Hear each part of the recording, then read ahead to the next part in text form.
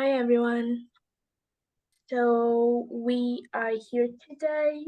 Margaret is joining us as well to talk about the barriers to inclusion and how we can shift the traditional funding practices for more inclusion. I would like to ask our speakers to present themselves. We have Michael and Muhammad with us, and they are partners in the Salama initiative. I would also like to disclaim that Michael will make a few translations during this session of today from Arabic because Muhammad will speak in Arabic. Michael, I'll give you the floor. Thank you, Ines, and thank you everyone for joining, and to the folks that are watching the recording, thank you for taking the time to listen to it. It's a pleasure to be with you all today. My name is Mike Nikonchuk. I'm one of the partners at the Salama Initiative, as Ines mentioned, and excited to think and talk and learn together about some of our own insights at Salama around barriers to the inclusion of what in Arabic you call sahib al-waja', the person who was the owner of the pain, those who are in communities affected by the challenges that we're working with alongside the issues and the barriers to effective inclusion of folks in our decision-making and funding processes. And my colleague Mohammed also here. Hi, how are you? Mohammed, I'm working with the Salam project. Nice to meet you all. You know, Mohammed and I co-chair, co-partnered, co-founded this organization called Salame. And Salame is sort of a two-hatted type of organization. We're both a funder and an implementing organization. So we've experienced and continue to experience as challenges in the integration of folks from the communities where we're based, where we live, where we work, where we love, in our processes, both on the implementation side and the structure and the leadership of the implementation that we do, and then on the decision-making side around funding. And there's something deeply tense and complicated about the communities in which we work, understanding that we have two functions, and sometimes we're showing up as in an implementing capacity, sometimes we're showing up in a funding capacity, and the amount of blurred lines, questions, motive confusion that occurs is really complex. And neither of us come from a background of philanthropy. So stepping into the philanthropic or into the decision-making and decision or grant-making side of things has been a very fraught process. Myself coming as someone born and raised in the United States of mixed background, Guatemalan and American. And then, of course, Mohammed, you know, having spent all of his life in the Middle East, Syrian, and all the challenges that come in with not only co-leading an organization with folks at different levels of perceived power, but also in the ways that it shows up between us as team members and teammates. So what we wanted to do today was to be really honest and frank with folks that are in the funding space that can empathize with us a little bit, and that we can empathize and sort of commiserate and co-create together and reflect on some of the serious and real challenges that we have faced in leading Salame, which is primarily focused on, I want to say mental health, but we even take question with that frame. So we talk about Salame as being focused on making safety for people. So the word Salame in Arabic it means safety. And so we're in the business of trying to create safe communities and tackling the question of what does it look like to create internal safety in places where foreign and local actors are actively contributing to the absence of material safety for people every single day. And so we want to reflect a little bit around power sharing in that context. And so Laura's gonna, I think, go ahead and share some of our slides that we've put together for you all. Thanks, Laura. And the way that we wanted to do this was Mohammed and I sat down, we thought about what roles do we each want to have in this? What things do we want to talk about? There are so many barriers to the meaningful inclusion of, let's say, affected communities, those that are most directly affected by the work in decision-making and leadership processes. And as we were discussing and thinking, we thought about 4 major domains where these barriers present themselves. And those are legal, so real practical legal issues that make it difficult to shift power and to meaningfully include folks in decision-making processes. The second is in financial issues. Of course, that touches on legal and there's overlap there, but there's specific financial factors. The third is normative. And then the fourth is issues of power and trauma, and you can throw in culture here. And as we discuss each of these, we're going to offer a case study or a short vignette from Salame's direct experience in doing this, and then some points learned from that case study and some broader reflections about each of these 4 domains. I'll address the first 2, legal and financial, and Mohammed will talk about the normative questions and the questions of power and trauma. And so as we start to think about this first one, legal, I want to offer some more general questions. Laura, if you can take us to the next slide. So when any grant making or funding agency, and this goes for implementers too, when they're pursuing a quote unquote inclusive action, trying to shift power internally, some of the key questions that I think emerge are the following. What risks are created by a desire to inclusive action? Let's take the example, platforming someone with lived experience. I take so much issue with that framing in the first place, but for folks, there's often this built-in assumption that somehow the person will want to do that. Second, that somehow the person's lived experience is representative of something. And third, that is an opportunity that comes without risk. But I've been in many situations, and we've both experienced this in many situations, where folks that are coming from non-democratic environments, being platformed is full of risk. Risk in their own community, risk for their families, risk for folks that they're connected to who are still in regions where they might be actively targeted for something. So in any inclusive action, it's important to think, what are the risks created by this action? The second is, who bears that risk? If something goes wrong, who bears the risk associated with the given action? It's usually, frankly, not the American passport holder. I know that's a generalization, but I'm gonna live in the land of generalizations for about 20 minutes here, if you permit me, because I think it's important. How do financial and power incentives affect consent? Going back to a brief example of someone being platformed or sharing their story in some way, or someone being featured on our website as a case study or for fundraising purposes. If there's a financial incentive involved, what does consent look like for folks that have been historically marginalized, financially excluded, or have, come from a lower socioeconomic background? When money or a raise is included, what happens to consent? Or when someone is given a position of increased power or decision-making, that's potentially an attractive thing. So we have to think seriously about, what does a yes actually mean?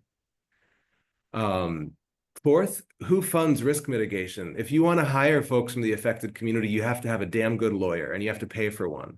That could include someone who's familiar with labor laws locally and internationally, someone who's familiar with visa issues.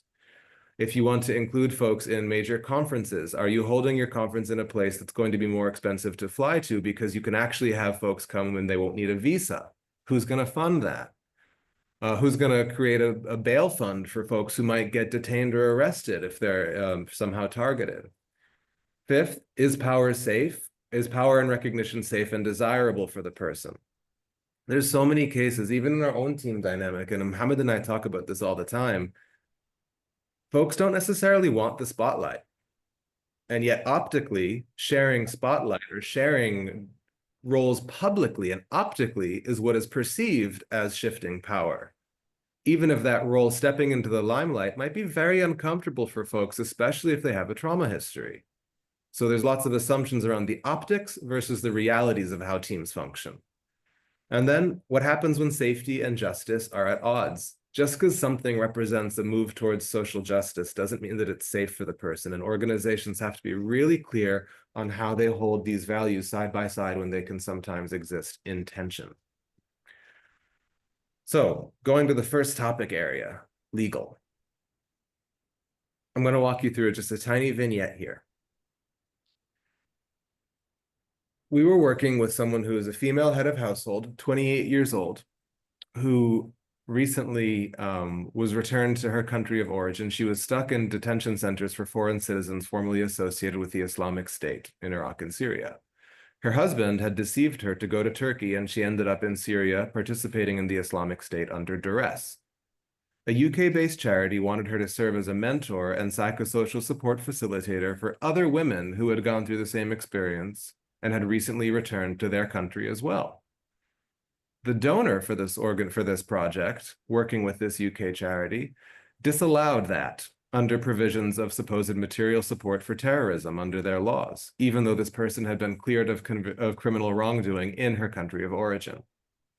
So someone who was returned from Syria to her country of origin was cleared of criminal wrongdoing, and they wanted her to serve as a peer mentor for psychosocial support programs. But this was disallowed to the extent that the person wasn't even allowed to, the organization couldn't pay for her hotel room at a capacity building event or allow her to participate in coffee breaks because they were paid for by a specific donor. This isn't fake, this is real. Next slide. So this is representative of a couple of different issues that we continually face, both on the donor and the implementer side.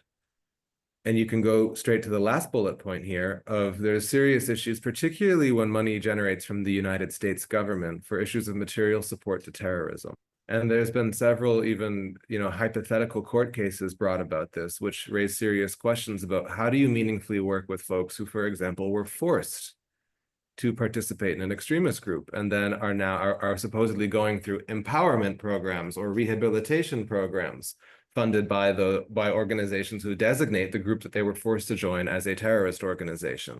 And this is a serious legal challenge, but erects major barriers to their meaningful inclusion in the design of programs that are, on paper, for them. More generally, in the legal realm, donors and implementers alike face questions around limited labor rights. Just because I want to have, for example, I am an American working in an organization in a country in the Middle East, let's say. I want to have all of the senior positions be filled by refugees from that country. What if they're not allowed to work in public sector or in the nonprofit sector in that country? So folks often have limited labor rights, and their hiring under the table, for example, creates risks for them and for the organization. Often there are high fees for work permits, especially for certain types of social good, social do-gooding related work. In certain countries, there are limited allowed jobs for non-citizens. So non-citizens can't work certain jobs. And in a country like Jordan, for example, that also includes the NGO sector.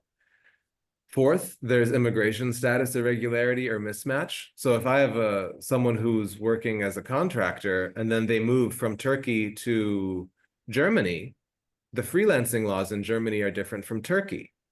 So can this person stay meaningfully involved in the decision-making team if their entire contracting mechanism is disallowed because they're a forced migrant who has moved to a new country and therefore is subject to new labor laws? So how important is the inclusion of the person versus the inclusion of the person entirely conditional based on their country of residence? And when you're working with forced migrants, this is regularly thrown in your face as the question to deal with. We've had team members that have been in 4 different countries at this point. And so what does their meaningful inclusion look like in terms of finding the right lawyers to help us work through and adjudicate all of the labor law concerns as they move? Fourthly, company formation. In certain countries, non-citizens can't form nonprofits, and so they're forced or have to form, for example, for-profit corporations or sole proprietorships.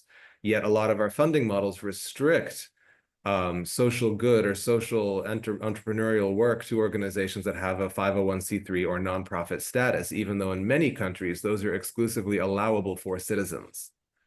So even a lot of the work around refugee leadership and supporting refugee-led organizations, consistently, those programs highlight countries that have more or less flexible or less restrictive rules around the formation of companies for non-citizens, or the labor of non-citizens in nonprofit work. And then lastly, considering formal versus informal organizations, it's really hard to donate to mutual aid groups, for example. We have, a network of folks, of Sudanese refugees in a country that I won't name, but they can't legally register. So how can we support them other than by, for example, getting cash to one member of that group when they're not legally registered and therefore are unbanked as a social initiative? And then lastly, the legal or social consequences of being funded. In many countries, when you are funded, the spotlight gets put on you. We wanted to send a $2,000 stipend to someone in a country that shall not be named, and we had to get multiple letters proving why this person was getting $2,000, whereas someone who was Spanish in Spain who got to $2,000 stipend for the same activity didn't require any documentation. So from an organizational perspective, guess who's easier to work with? The person who doesn't need all the paperwork to just simply get $2,000. Moving on from legal and closely related is the financial. I'll walk you through another tiny vignette here. So we had a web designer who's an asylum seeker with what was called a freelance work permit. This freelance work permit was actually very specifically designed in partnership with UN agencies primarily for women who wanted to have handicraft-based home businesses or home-based businesses focusing on handicrafts. But there was a legal gray area around the utility or utilization of this work permit category for freelancing for foreign companies. So the foreign company cannot pay this web designer's salary using the local e-wallet system, as opening an e-wallet in this country requires a passport. And an asylum seeker generally won't have a passport. And furthermore, the local e-wallet system doesn't accept incoming payments from foreign accounts. وفي بعض الأوقات كمان حتى الإي-wallet مع باسبورت ما بيفتحوا البنك. And there's certain cases where Sometimes. it's not simply about having a passport, where certain nationalities are prohibited from having e-wallets.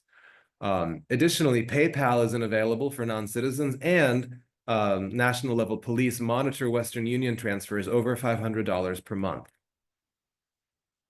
So what do we do with that web designer? From a employment perspective, a lot of organizations would unfortunately say that is way too complicated and risky for both parties.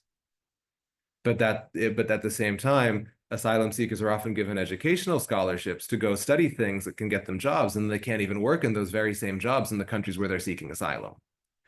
So this raises some serious questions. There are some points that we think are worth consideration. The first is around banks having blacklisted nationalities, even in the West. There are many countries where Afghan and Syrian citizens cannot open bank accounts, even if they have local papers and residence permits. أنا في دولة معينة فتلت كل البنوك بنك واحد فقط فتح لي من ضمن أكثر من 16 بنك رحت. In an example where Muhammad himself was in a certain country for a short period of time and went to 16 different 16, banks, and only one bank was willing to open an account.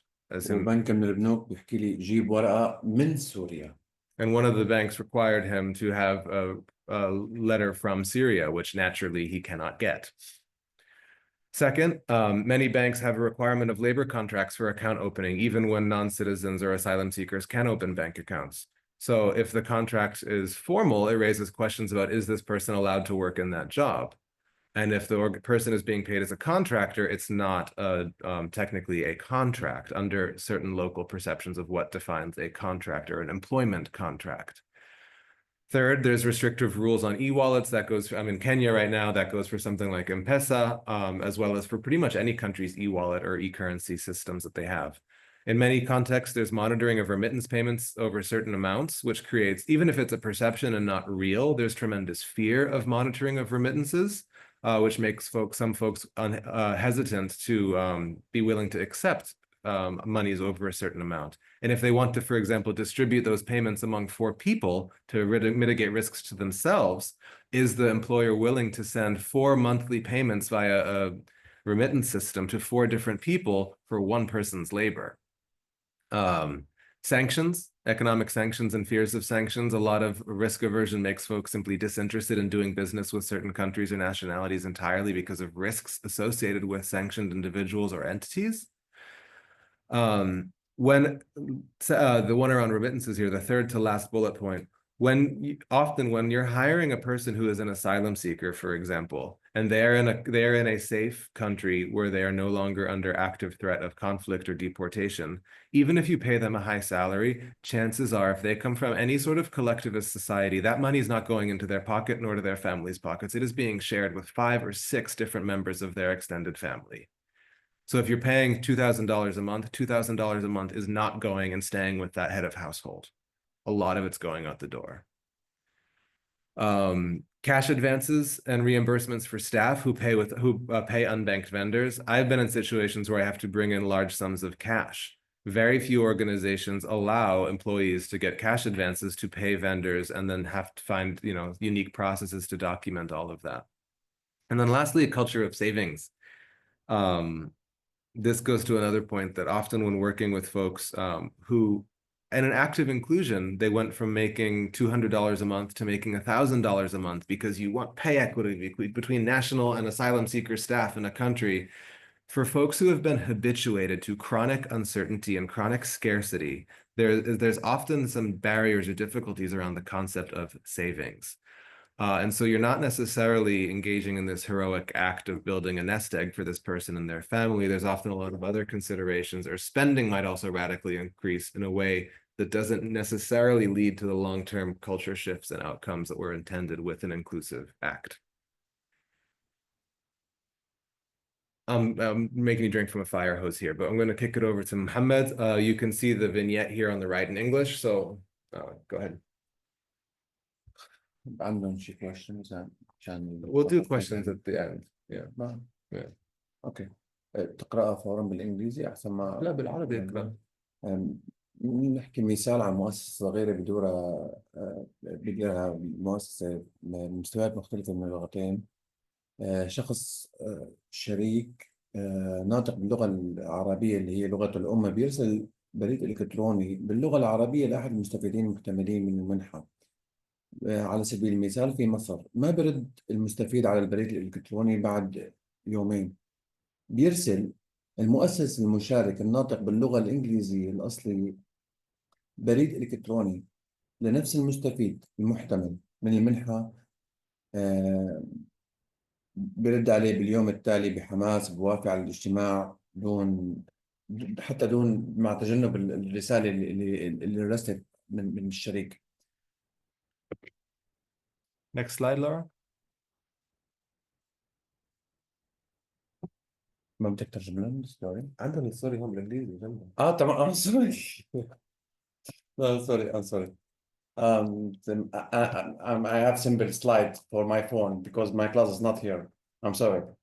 I say just have the slide, okay? Okay. هيمنة اللغة الإنجليزية، التنوع، القوة داخل المجتمع. شو كنا أنا معك أنا. So the first one, English language hegemony, and the second one is بالنقطة الثانية. التنوع والقوة داخل المجتمع. معضلة الخبرة المعاشرة. So in the second one, referring to the idea of there's lived experience isn't necessarily monolithic. And when you're including folks from a given affected community, you're dealing with all of the power and conflict dynamics within that community as well. So having someone, we have someone from Afghanistan, from Syria on our team, there's 1,000 Afghanistans, there's 1,000 Syrias. نعم. قانون اللغة وافتراضات الكفاءة، متطلبات التأهيل الرسمية. سوري.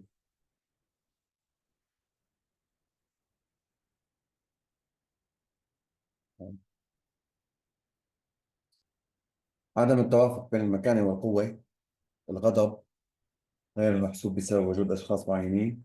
نركز على هاي النقطة. So in focusing on this one on the issue of status and power mismatch,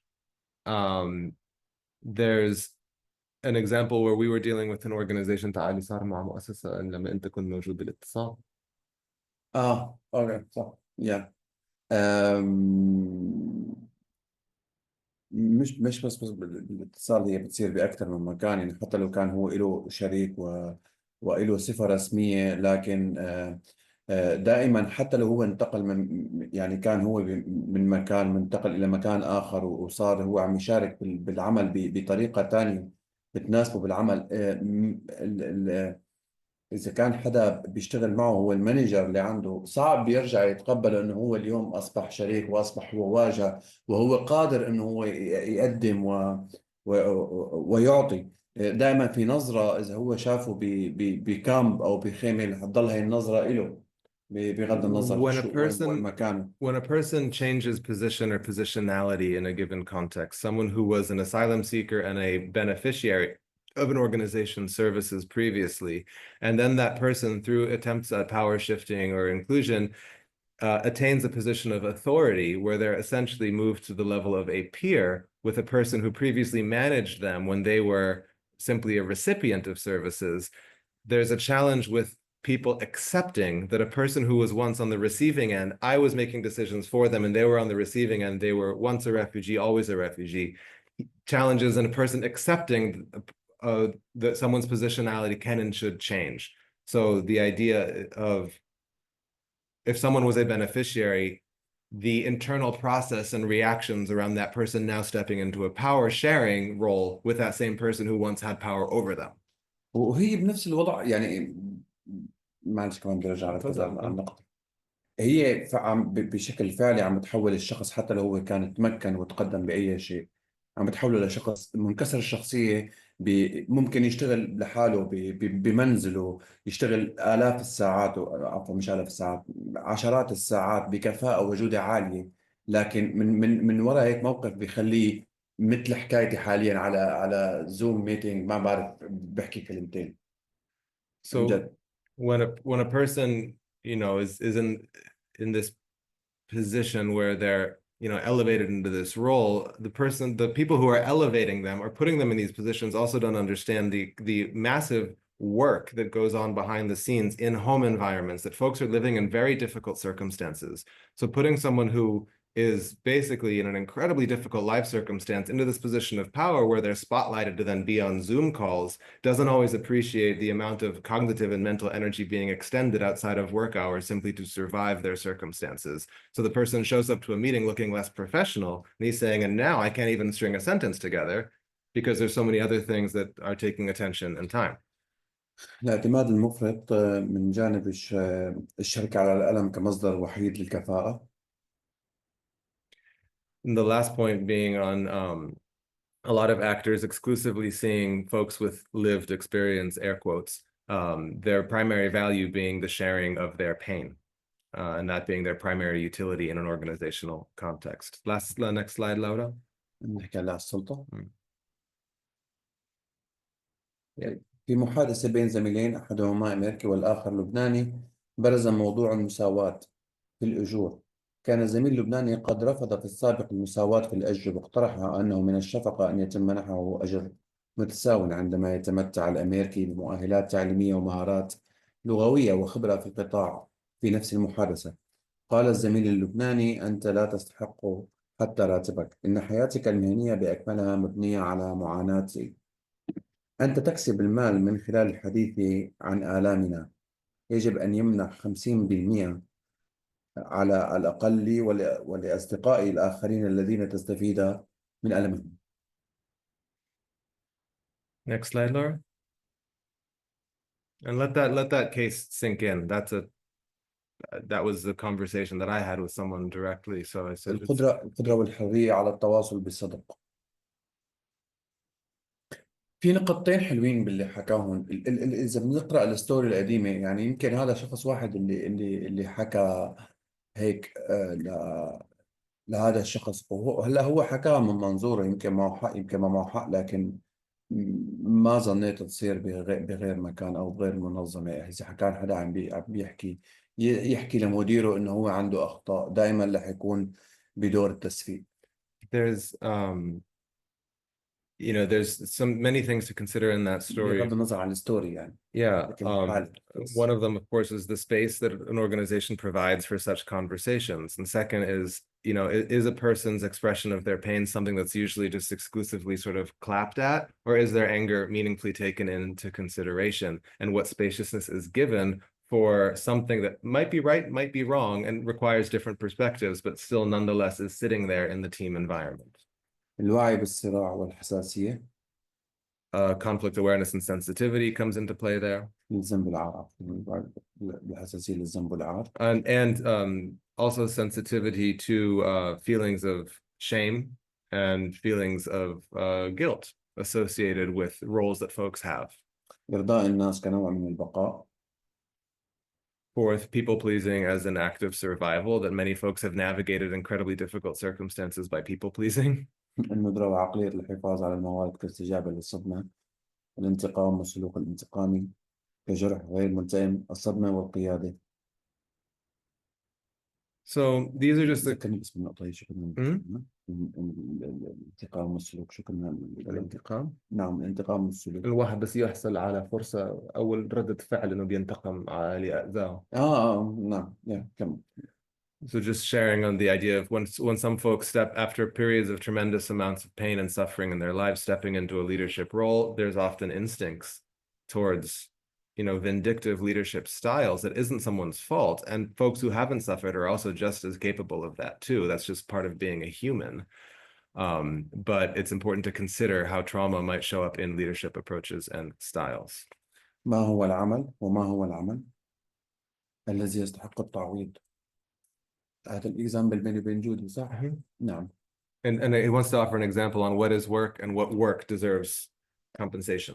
إذا اليوم أنا بكون بمكان وبحكي أنا صاحب وجع، هل يحق لي إنه أنا أحكي صاحب وجع؟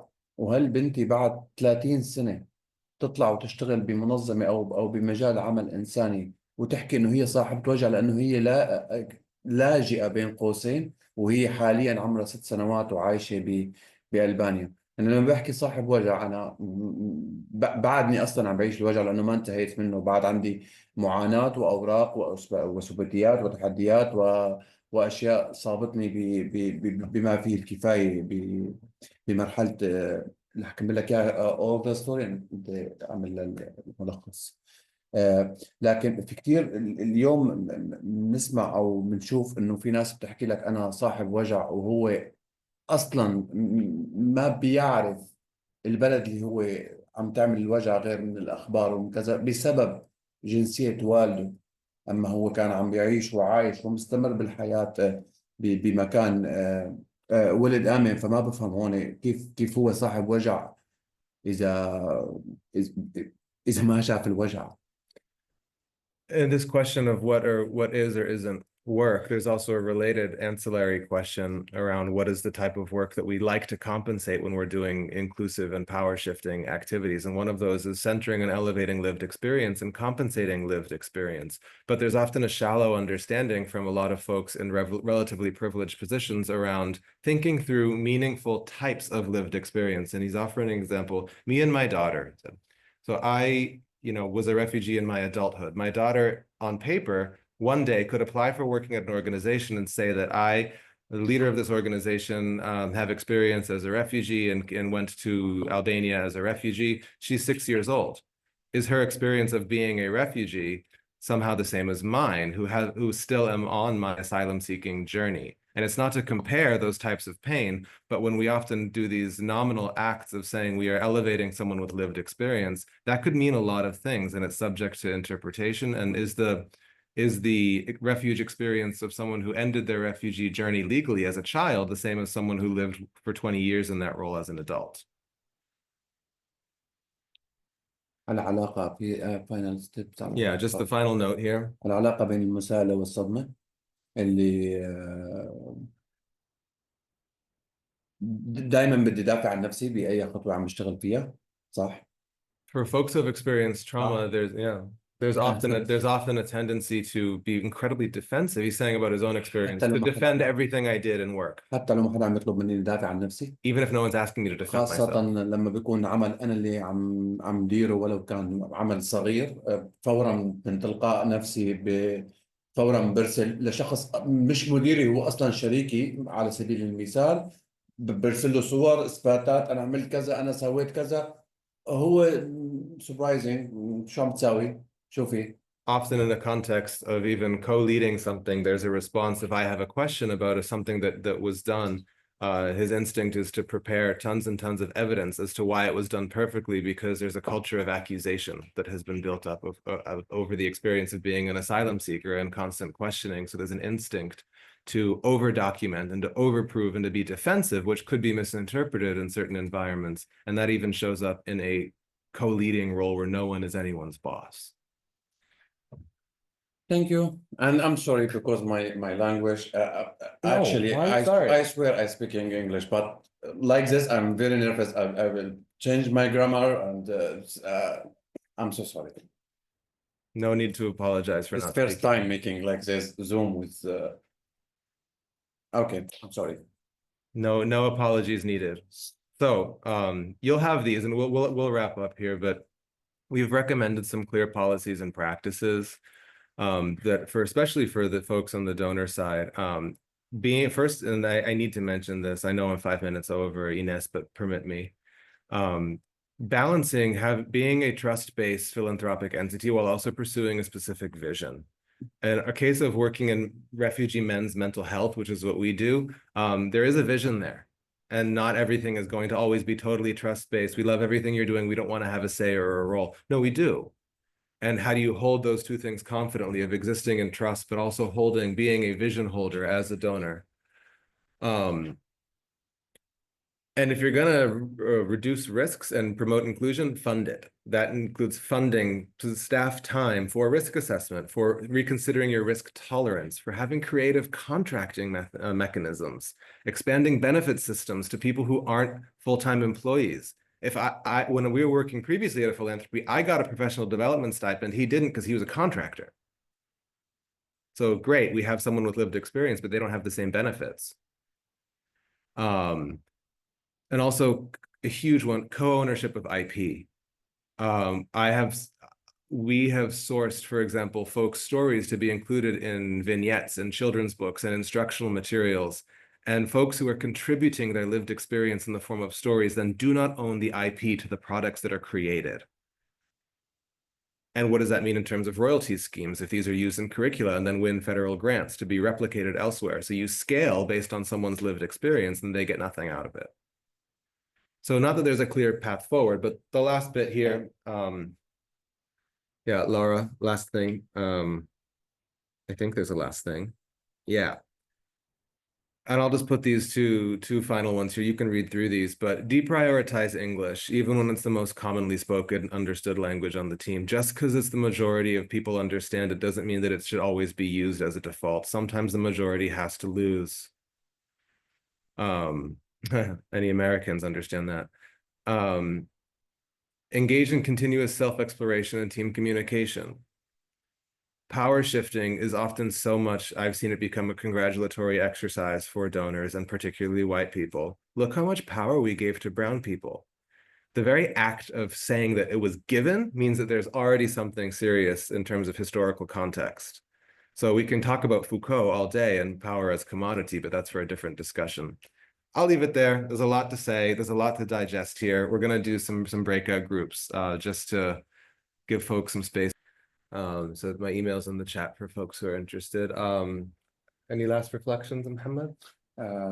كلياتنا مجتمعين اليوم عن جد ونيتنا طيبة إن شاء الله بإنه فعلا حابين نغير شيء إن كان من ممول أو حتى من شريك أو بغض النظر عن الصفة بس لكن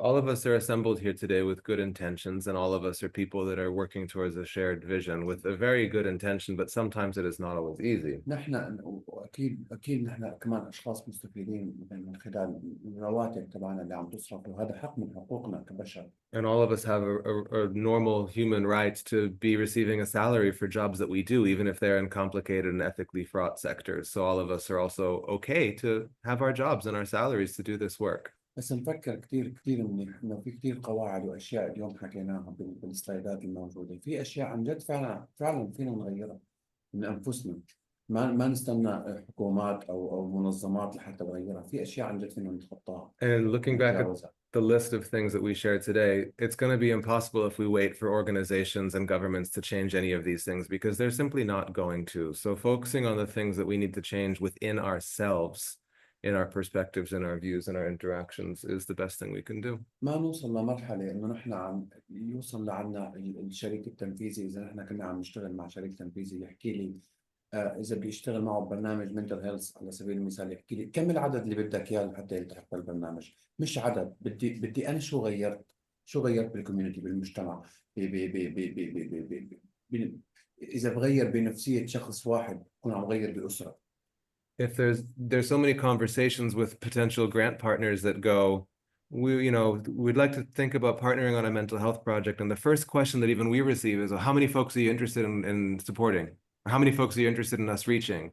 And as long as that is the initial instinct of a potential grantee, there's something deeply wrong with the system that we have set up.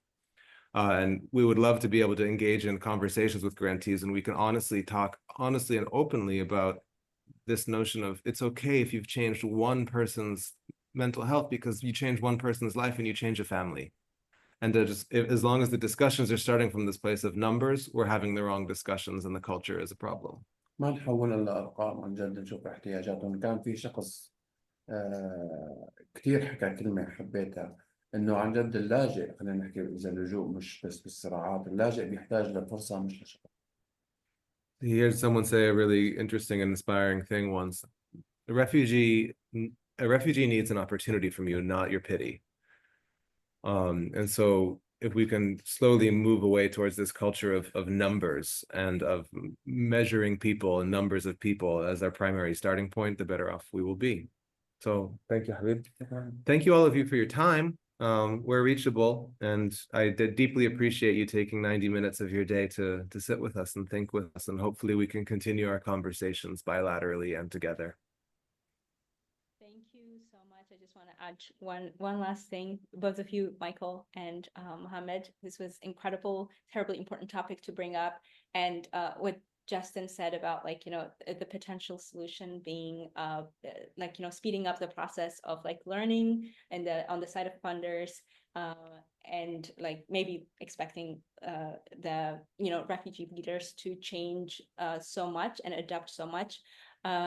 That would be ideal. I feel like the shifting funding paradigm working group, it's a great place to get initiatives started, have these conversations. So thank you so much for bringing this here, and hopefully we'll, do more to move the needle.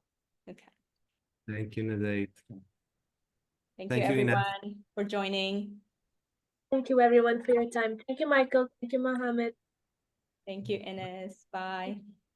Thank you. Bye-bye. Bye.